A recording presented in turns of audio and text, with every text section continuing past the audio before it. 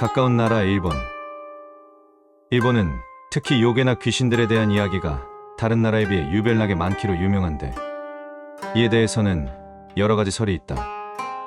사면이 바다인 섬나라의 특성상 습도가 높고 물의 기운이 많아 음기가 강해져 귀신이 많다고 하는 설도 있지만, 옛날부터 일본은 신과 영에 대한 믿음이 강한 문화를 가지고 있었고, 신들에게 의지하는 경향의 문화가 깊숙이 자리 잡혀 있어 신과 요괴에 대한 미신들이 많다고도 하며, 역사적으로 전국시대 다이묘들 간의 전쟁과 내전, 침략 전쟁 등으로 인해 죽은 사람들 또한 워낙 많다 보니 이러한 이유들로 인해 요괴나 귀신들의 이야기가 많은 것으로 알려져 있다.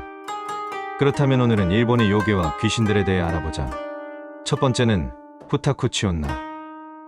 이 요괴는 두 입을 가진 여자라는 말인데, 말 그대로 입이 두 개인 여자의 모습을 한 요괴이다. 머릿속에 거대한 입을 숨기고 있으며 머리카락을 움직여 음식을 집어다가 후두부에 있는 입으로 음식을 먹는다고 한다. 후타쿠치온나는 남편과 전처의 사이에 태어난 자식을 질투하여 굶어 죽여 아사시켰는데, 그 일을 알게 된 남편은 화가 나서 도끼로 여자의 후두부를 쳤고, 그곳에서 입이 나와 요괴가 되었다는 다소 그로테스크한 설화이다. 이 요괴는 밥을 개걸스럽게 아주 많이 먹는다는 특징이 있는데, 에도시대 이전에는 밥을 적게 먹는 여자들을 선호하는 풍습으로 인해 이런 요괴가 만들어졌다는 이야기도 있고, 당시 에도시대 때 먹을 것이 풍부하지 않았던 일본 백성들의 시대상을 나타내는 이야기라고도 하며, 일본에서는 겉과 속이 다른 여자를 비하하는 표현으로도 쓰인다고 한다. 두 번째는 유키온나. 우리가 흔히 잘 알고 있는 설녀이다. 이 요괴는 키가 크고 긴 머리를 가지고 있으며 아름다운 몸매를 가지고 있고, 피부는 인간이라 할 수 없을 정도로 창백한 아름다운 여인의 모습으로 표현된다.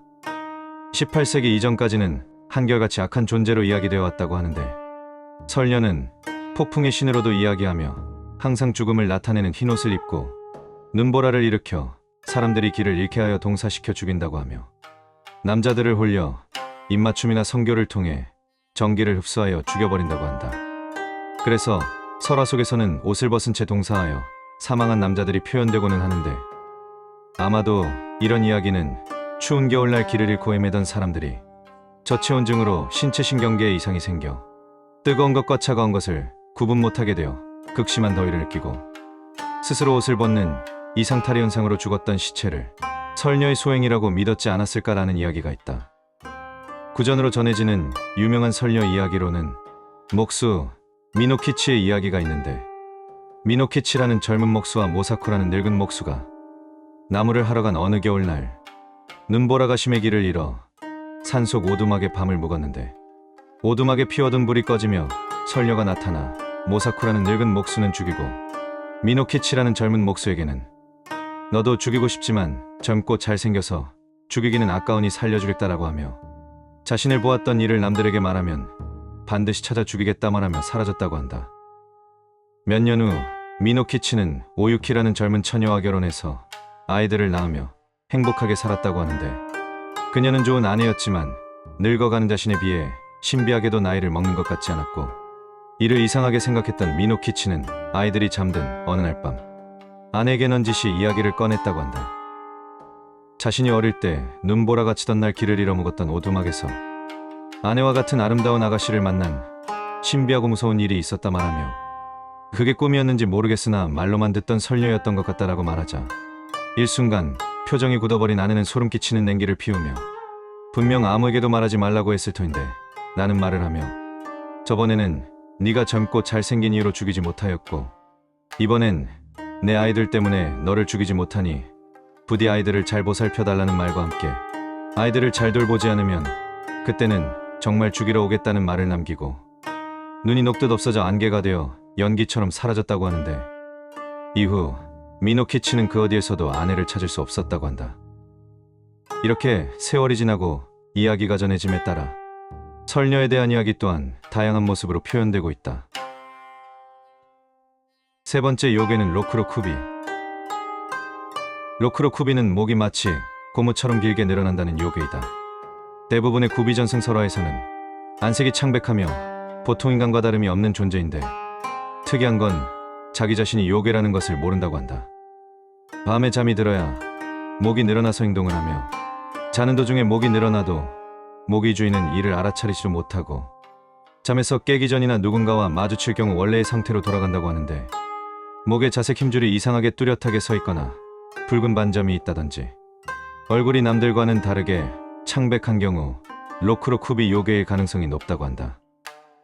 에도시대의 수필 갑자야화에서는 이 요괴에 대한 이야기가 있는데, 어느 집의 하녀가 보통 사람들보다 새하얀 얼굴로 인해 로크로쿠비가 아닌가 의심을 받고 있었고, 집주인도 하녀를 이상하게 여겨 하녀가 잠들었을 때 몰래 확인해 보았는데, 하녀의 목이 점점 늘어나 목이 떠다니는 것을 보고 비명을 지르고 놀라게 되었다고 한다. 이 놀라는 소리에 목이 원래대로 돌아오며 하녀는 잠에서 깨었다고 한다. 이에 집주인은 다음날 하녀를 내쫓았고 온 동네에 소문이 나며 하녀는 마을에서 볼 수 없게 되었다고 전해진다. 이렇게 로크로쿠비의 설화들에 따르면 주로 시녀 또는 유녀, 일반 아낙네와 같이 인간 여성의 모습으로 자주 묘사되고, 남성을 유혹한 뒤 목을 길게 늘려 도망치지 못하게 포박하고 남자들을 잡아먹는다라는 이야기가 있기도 하다.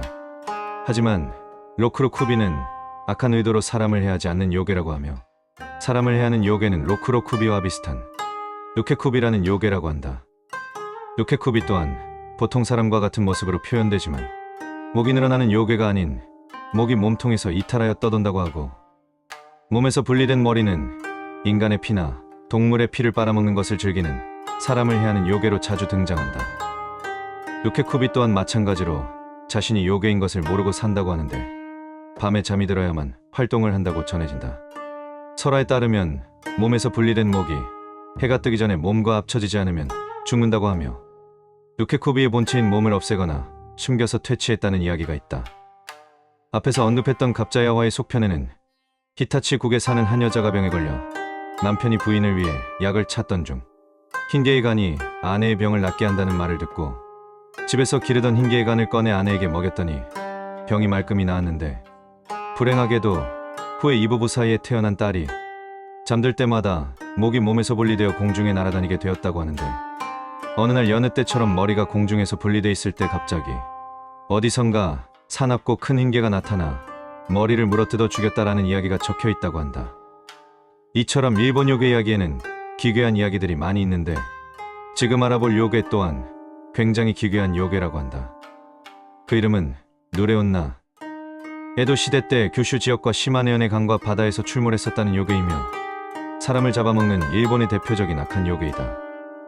설화에서는 긴 몸을 가진 뱀과 같은 요괴로 머리는 여성의 머리를 하고 있으며 머리카락은 항상 젖어 있었다고 한다.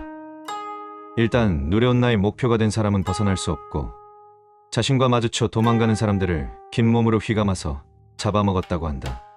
규슈 지방에서는 강가에서 홀로 머리를 감고 있던 한 여인에게 여러 명의 젊은 남자들이 그 여인에게 접근해 치근덕거렸는데, 그녀가 갑자기 거대한 뱀으로 변하더니 이들을 한 번에 휘감아 통째로 집어삼켰다는 이야기도 전해 내려온다. 또한 산인지방 호쿠리쿠의 전승설화에서 누레온나는 사람 고기를 매우 좋아하는 강과 바다의 요괴 우시오니의 수하라고 하며, 평소에는 인간의 모습으로 위장하고 갓난 아기를 데리고 있다가 지나가는 사람들에게 아기를 잠시 맡겨달라 부탁한 뒤 사라진다고 한다. 그러면 그 갓난아이가 점차 무거워지고 몸에 달라붙어 움직일 수가 없다고 하며, 이때 우시오니가 나타나 사람을 해치고 잡아먹는다고 한다.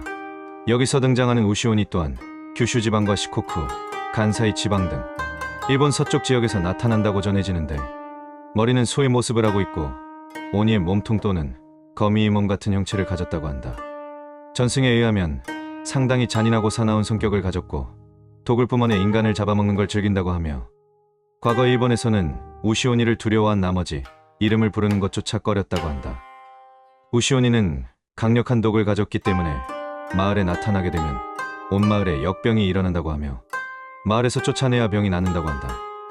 일각에서는 이런 역병의 이야기가 규슈 지방 구마모토현에서 일어난 수은 중독에 의한 미나마타병이 의학에 대한 무지로 인하여 우시오니가 그 마을에 나타났다고 믿었던 사람도 있었다고 하는 만큼, 이 요괴의 존재는 과거 일본 사람들에게 공포의 대상이었음을 잘 알려준다. 이처럼 일본에서는 굉장히 유명한 요괴이기도 한데, 현대에서는 게임이나 애니메이션에서도 재해석되어 그려지며, 애니메이션 나루토의 인주력 킬러비의 팔미가 규키를 모델로 하여 만들어진 창작물이라고 한다. 규키와 우시오니는 같은 이름이며 규키의 훈독이 우시온이라고 하는데 간사이 지방의 전승으로 우시온이가 발견됐다는 전설이 있는 곳에 규키라는 이름을 딴 규키 연못과 규키 폭포라는 지명을 가진 곳도 있다고 한다. 이렇게 일본에서는 기괴하고 무서운 이야기를 가진 다양한 요괴들이 존재하는데 다음 편에서는 오늘 알려준 요괴들보다 더욱더 무섭고 흥미로운 이야기를 가진 일본 요괴들을 만나보도록 하자. 오늘의 이야기는 여기까지. 영상을 끝까지 시청해주어서 감사하며 구독과 알림 설정을 하면 더 많은 궁금한 이야기들을 빠르게 볼 수 있다.